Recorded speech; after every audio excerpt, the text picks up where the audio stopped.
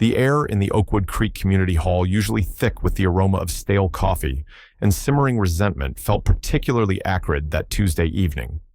The resentment Mark Henderson noted from his position near the back was freshly brewed and scalding.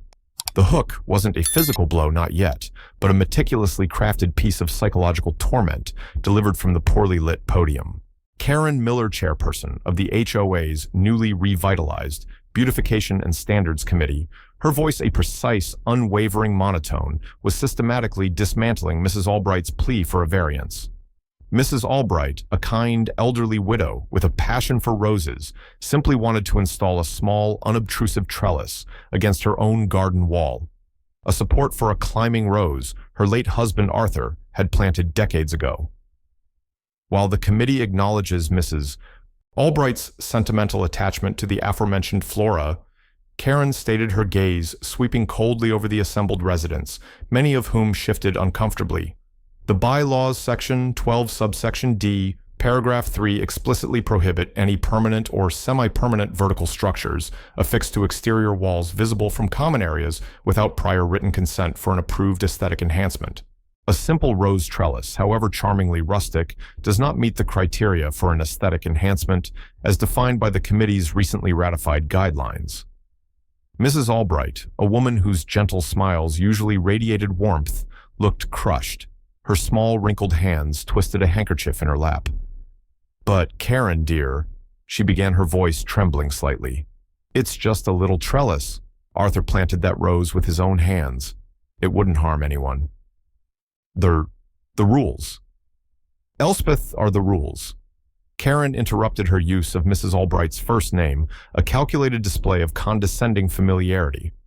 They exist to protect property values and maintain the visual harmony that makes Oakwood Creek such a desirable community. Exceptions, however emotionally compelling, pave the way for chaos. Today, a trellis; tomorrow, who knows? Gaudy wind chimes, unapproved satellite dishes. Perhaps even... And here her eyes flicked almost imperceptibly towards Mark, a flicker so quick most would miss it. Improperly colored accessibility ramps that disrupt the carefully curated streetscape. Mark felt the familiar tightening in his chest, a dull ache he usually associated with long hours hunched over spreadsheets at his city planning department desk job.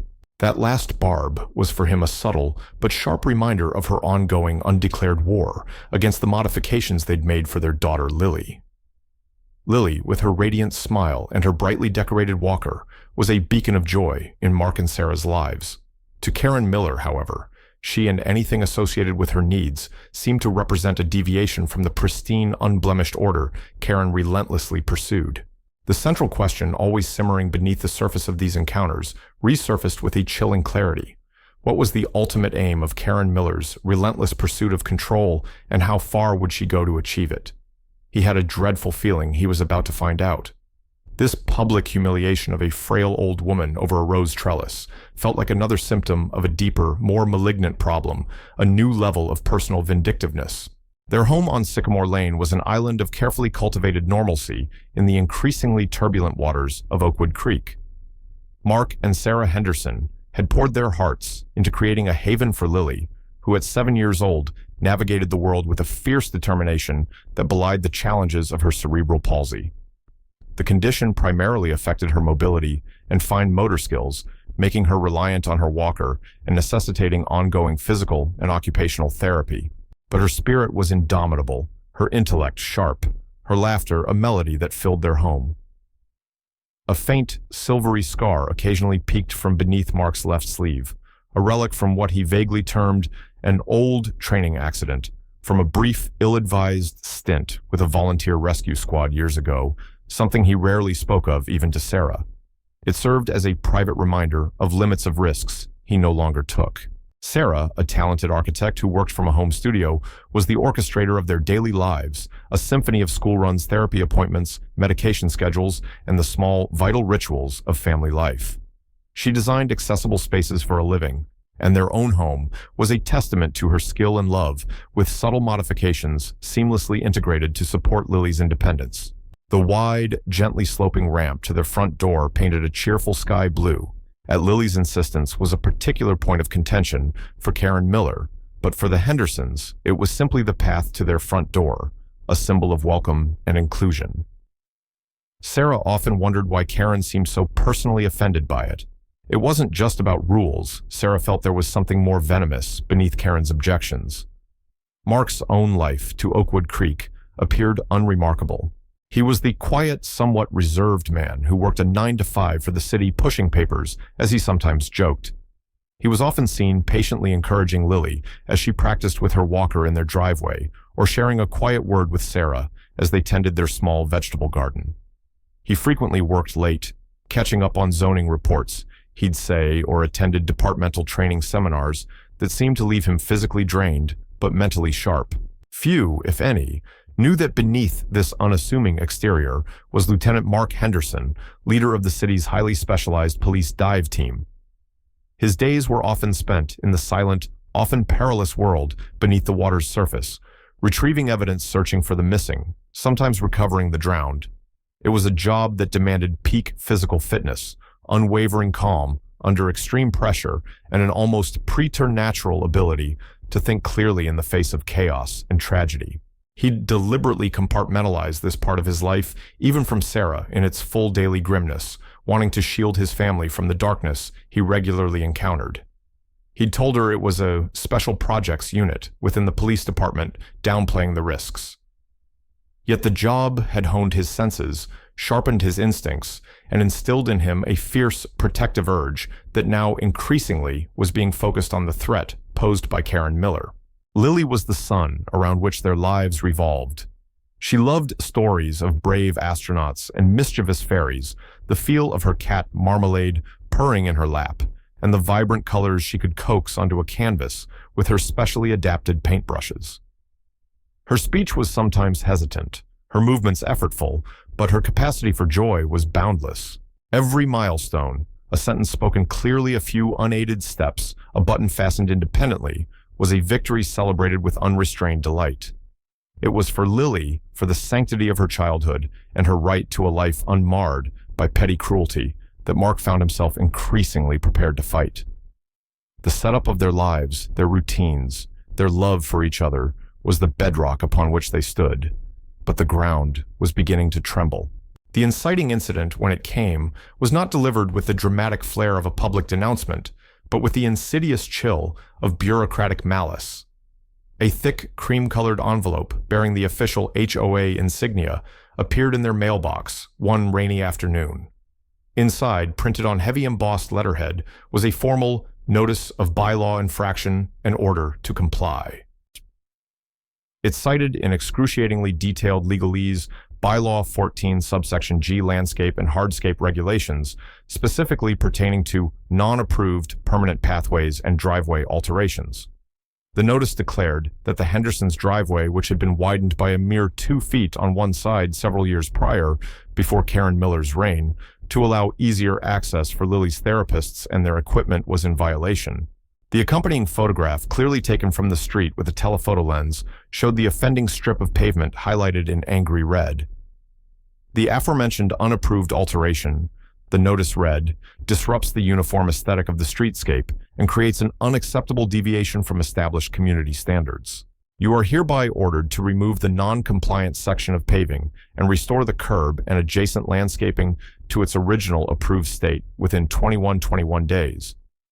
Failure to comply will result in a daily penalty of $75,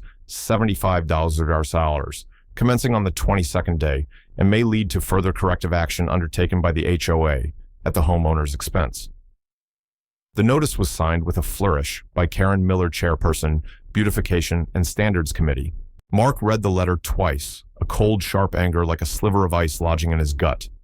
The driveway widening had been a minor practical adjustment done with all necessary city permits and had never been an issue until now. This wasn't about aesthetics. It was a deliberate, targeted provocation. She can't be serious. Sarah breathed, her face pale, as she read the letter over his shoulder. Her architect's mind immediately saw the lack of true justification. The therapists need that extra space for Lily's wheelchair lift on the van. It's about safety and accessibility, not streetscape uniformity. This is personal, Mark. She's been gunning for us ever since we challenged her on the playground equipment funding last year. Lily, sensing the sudden tension in the room, looked up from her drawing of a rainbow-colored unicorn. "What's wrong, Daddy Mommy?" Her small voice was laced with an anxiety that tore at Mark's heart. It's nothing, sweet pea," Mark said, forcing a reassuring smile he didn't feel. "Just some silly paperwork from Mrs. Miller. Nothing for you to worry about." But as he met Sarah's troubled gaze, he knew this was far more than silly paperwork. This was Karen Miller, escalating her campaign, probing for weaknesses, determined to impose her will. The battle lines were being drawn not in sand, but in concrete. The rising action began almost immediately, a relentless siege of petty tyrannies and escalating aggressions. Mark and Sarah consulted with a lawyer specializing in disability rights and HOA disputes, a pragmatic and experienced woman named Diane Chambers. Ms. Chambers promptly fired off a letter to the HOA board detailing the necessity of the driveway modification as a reasonable accommodation under the Fair Housing Act and demanding the rescission of the violation notice. Karen Miller's response was to dig in her heels.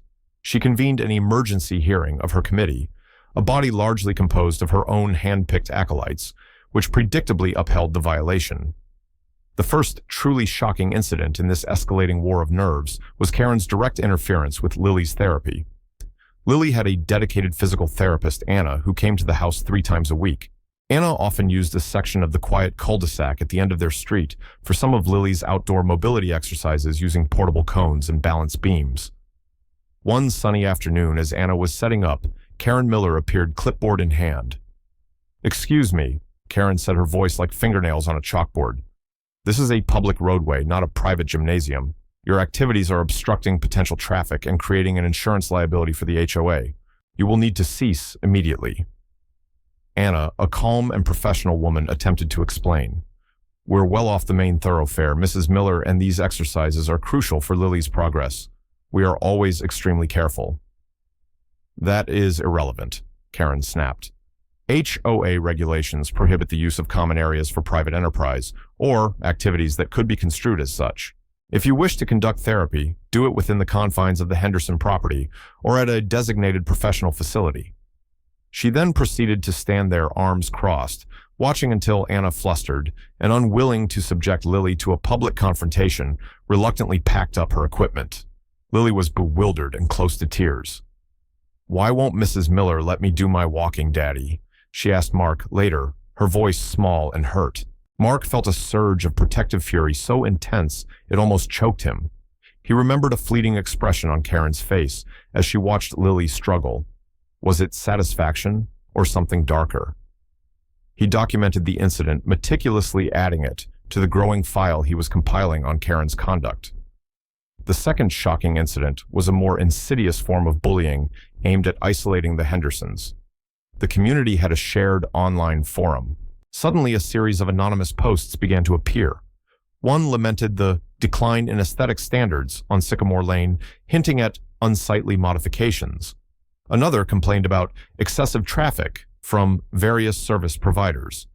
Then came a post about children who require constant specialized attention and the burden this placed on community resources, suggesting families with such unique needs might be happier elsewhere. Mark knew Karen Miller was behind these posts.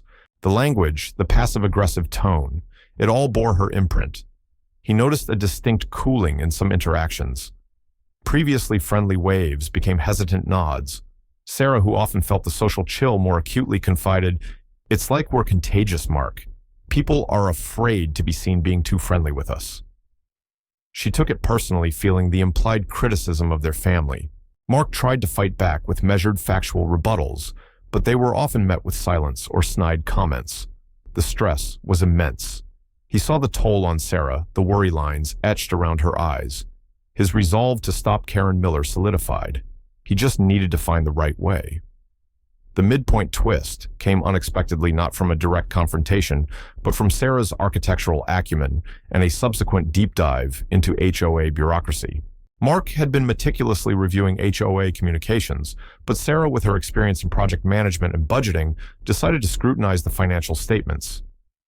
"Mark, look at this," she said one evening, pointing to a recurring line item under administrative expenses, labeled consultancy fees, KM Enterprises. The amounts weren't astronomical individually, but they were regular monthly payments. KM Enterprises. Mark frowned. Doesn't ring a bell.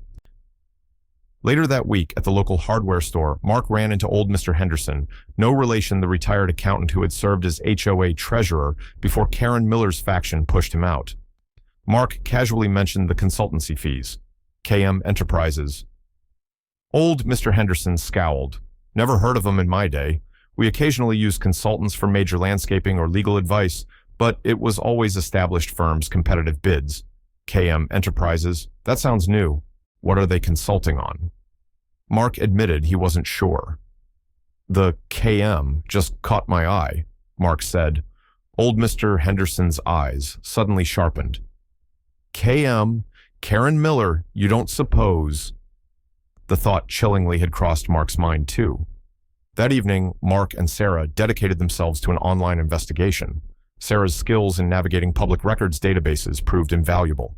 KM Enterprises was indeed a registered business, a sole proprietorship established just 2 years prior, coinciding almost exactly with Karen Miller's rise to power within the HOA. The registered principal Karen Miller herself, the business address, her home address. Mark felt a surge of adrenaline mixed with a cold dread. She's paying herself.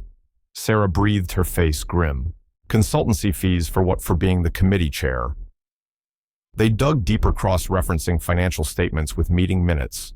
KM Enterprises had also been awarded several small no-bid contracts for project management and bylaw review services that should have fallen under her volunteer duties or been competitively tendered. The amounts individually were small enough to fly under the radar, but collectively they represented a significant drain on HOA funds. Funds paid by every homeowner. This discovery was a seismic shift. It recontextualized Karen's every action. Her obsessive focus on rules and fines wasn't just about control. It was potentially about generating revenue to justify her consultancy and creating an environment where no one dared question her authority or her spending. Her vindictive campaign against anyone who challenged her wasn't just personal malice. It was a desperate attempt to protect her illicit income stream. Mark recalled a brief, intense look from Karen at a past meeting when he'd questioned an unusually high landscaping bid she'd championed. At the time, he'd dismissed it as her usual defensiveness. Now it looked like something else, fear of exposure. This is more than just a Fair Housing Act violation, Mark, Ms. Chambers said when they presented their findings. This is potential fraud, embezzlement, breach of fiduciary duty. This is criminal. The knowledge was empowering. They now had a weapon. Ms. Chambers advised them to continue gathering information discreetly and to prepare a comprehensive report. The fight had escalated. Karen Miller, if she sensed her scheme was threatened, would undoubtedly become even more desperate. The Oakwood Creek annual Winter Carnival, usually a day of joy, was held on the common grounds sloping to Willow Lake. An early severe cold snap had frozen the lake. A section near the shore, deemed thick enough by the fire department, was cordoned off for skating. Beyond the ropes, the rest of the lake stretched out, beautiful but treacherous. Booths sold hot cocoa and crafts, their lights twinkling as late afternoon deepened. Despite the ongoing war with Karen and the anxiety about her potential retaliation, Mark and Sarah were determined Lily shouldn't miss the carnival. They bundled her into her crimson snowsuit. Mark carried a heavy weight of foreboding. He knew Karen would be there overseeing every detail. He and Sarah had just submitted their documented financial findings to Ms. Chambers, who was preparing the formal complaint. The net was closing, and he couldn't shake the feeling that Karen, like a cornered animal, was at her most dangerous.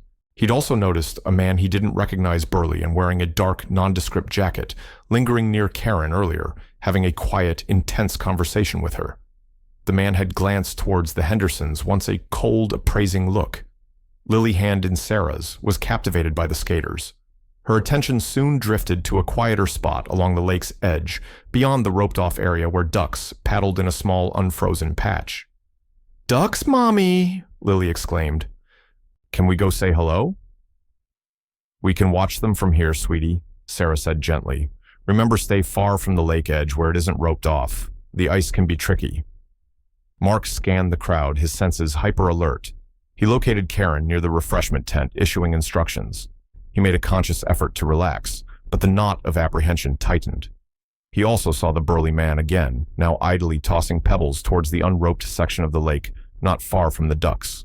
Then it happened, with sickening speed. Sarah turned to answer a question from young Timmy Garcia.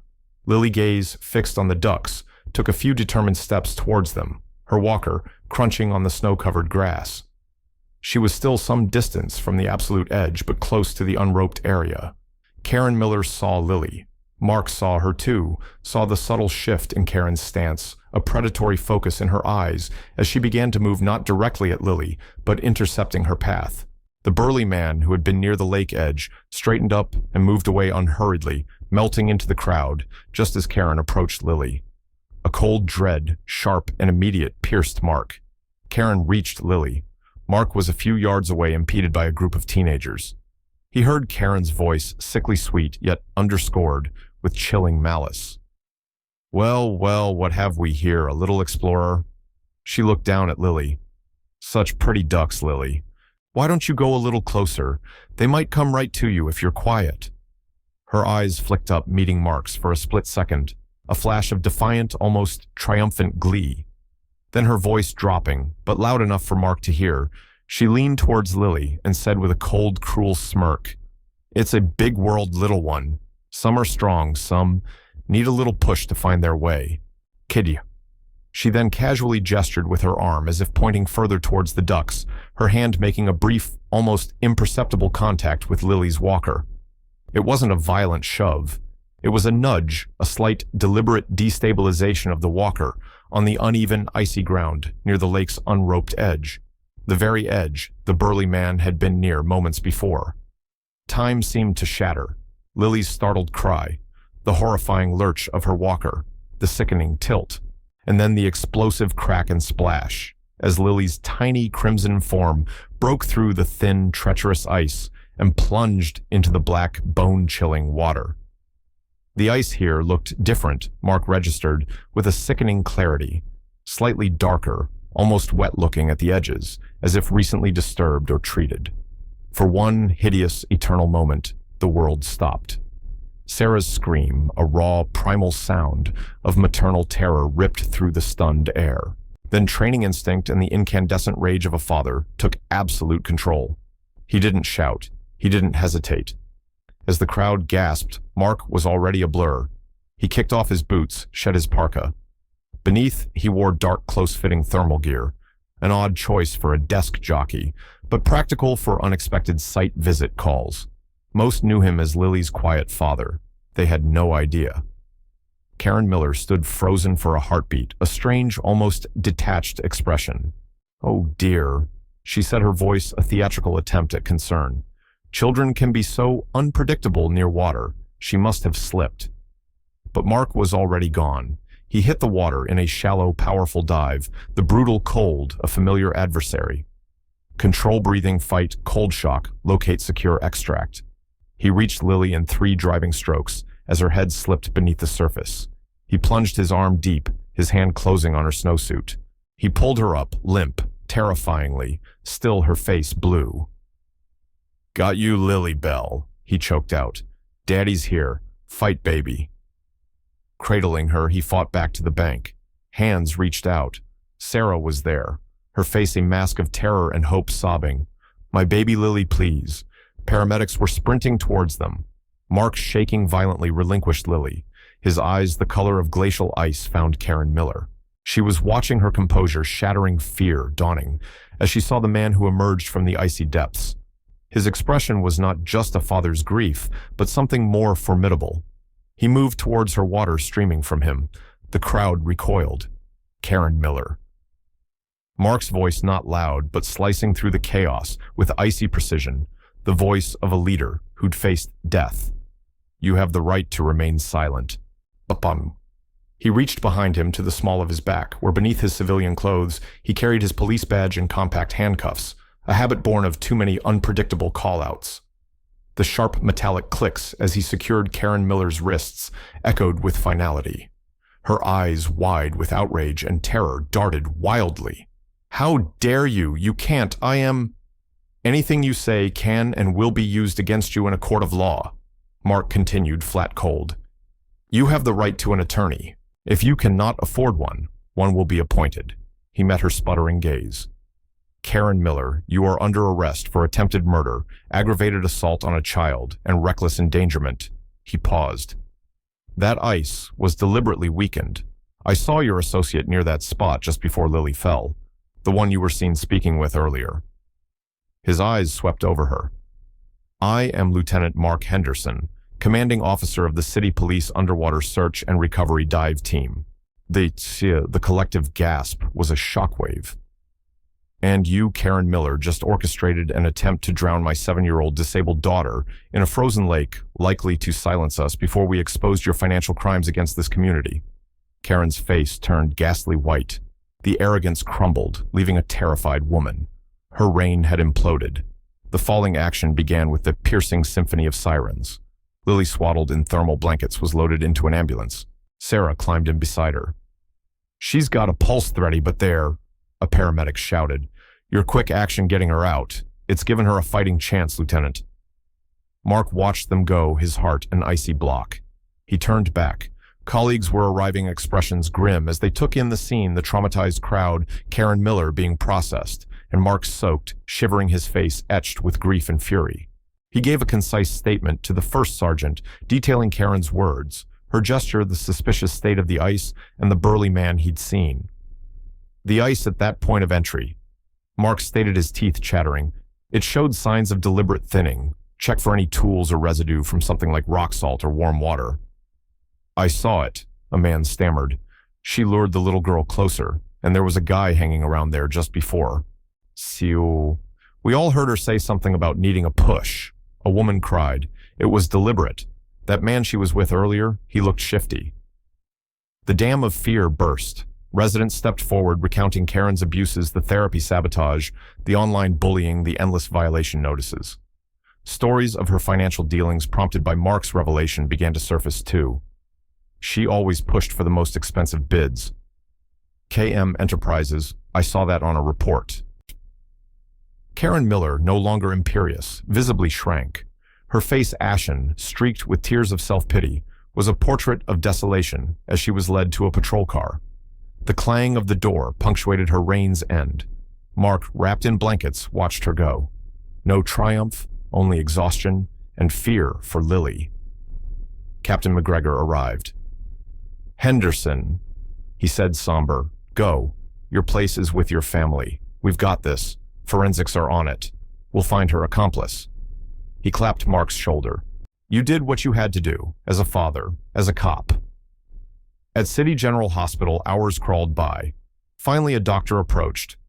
Mr. and Mrs. Henderson Lily is very sick, but she's a fighter. Severe hypothermia, significant aspiration. Core temp was dangerously low, but we've stabilized her. Intubated on a ventilator. The next 24 or 48 hours are critical. She paused. Lieutenant Henderson, your swift action recognizing the signs of compromised ice, even in that moment, and your immediate expert rescue, it undoubtedly gave her the only chance she had.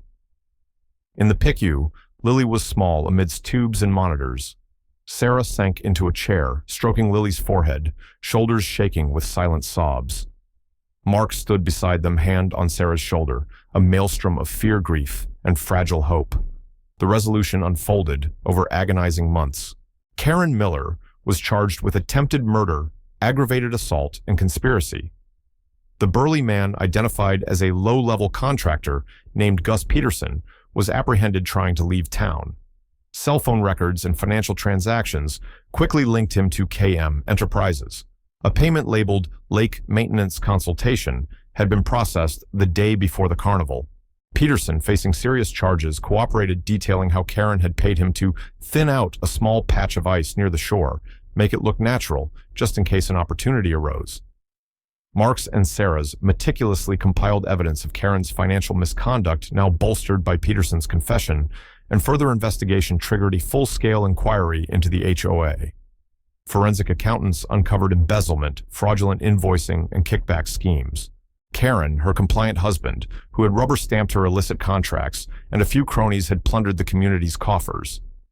A flashback surfaced for Karen during an interrogation, a memory of her own younger sister, disabled from a childhood accident, who had drowned in a lake years ago. Karen had been tasked with watching her. The guilt and twisted resentment had festered, fueling her obsession with control and her specific animosity towards any perceived weakness or imperfection like Lily's. This didn't excuse her actions, but it painted a more complex, tragic picture of her descent. The Oakwood Creek HOA imploded. An emergency meeting saw the existing board dissolved. A new interim board, including a now vindicated Mr. Henderson the accountant and even a hesitant Mrs. Albright, was elected. Their first act, a public apology to the Hendersons and all who suffered. They rescinded Karen's violations and pledged an overhaul of bylaws and financial controls. A restitution fund was established. Lily's recovery was a grueling marathon, 3 weeks in PICU battling pneumonia and neurological complications. Mark and Sarah lived at the hospital. The community support was overwhelming. Meal deliveries, fundraisers, prayer vigils. The fear Karen sowed was replaced by compassion. Neighbors who had been cowed now reached out. Some admitted their shame at not speaking up sooner.